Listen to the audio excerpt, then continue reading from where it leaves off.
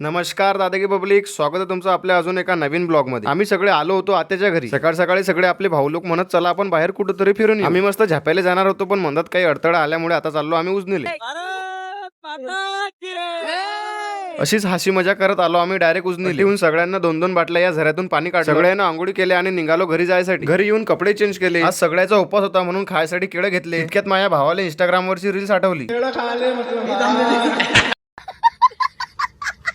अजून आपल्या सगळ्या भाऊ लोकांचा विचार बदलला। चला म्हणत आता आपण शिरसाळा जाऊन कसलाही न विचार करता निघालो आम्ही 45च्या स्पीडनं शिरसाळा जायसाठी। शिरसाळा आलो, गाडी पार्किंगला लावली। तुम्हाला तर काही सांगायचं कामच नाही की इथं कोणतं मंदिर आहे म्हणून, तरी बी एकदा सांगूनच देतो, हे जागृत हनुमानाचं मंदिर आहे। जागृत काऊन तर ते पुढे सांग। सगळ्यात पहिले हातपाय धुवून घेतले आणि नंतर गेलो दर्शनाला। दर्शन घेतल्यावर मन असं एकदम प्रसन्न होऊन गेलं। तुम्ही जर हे मंदिर पाहिलं नसेल तर एकदा या मंदिराला अवश्य भेट द्या। कमेंट मध्ये एकदा बजरंग बली की जय होऊन जाऊ दे। आता तुम्हाला सांगतो या मंदिराची वैशिष्ट्य। पहिले वैशिष्ट्य असं आहे की इथे 5 शनिवार सलग आल्याने भक्तांच्या मनोकामना पूर्ण होतात। विशेष म्हणजे या मंदिराला कळस बांधण्याचा प्रयत्न बी केला, पण तो काही यशस्वी झाला नाही। आज हनुमंत रायाचा चमत्कार मानला जातो। दर्शन घेऊन चाललो आता आम्ही घरी। ब्लॉग जर आवडला असेल तर आपल्या आयडीला लाईक आणि फॉलो करून टाका। भेटू पुढच्या ब्लॉग मध्ये।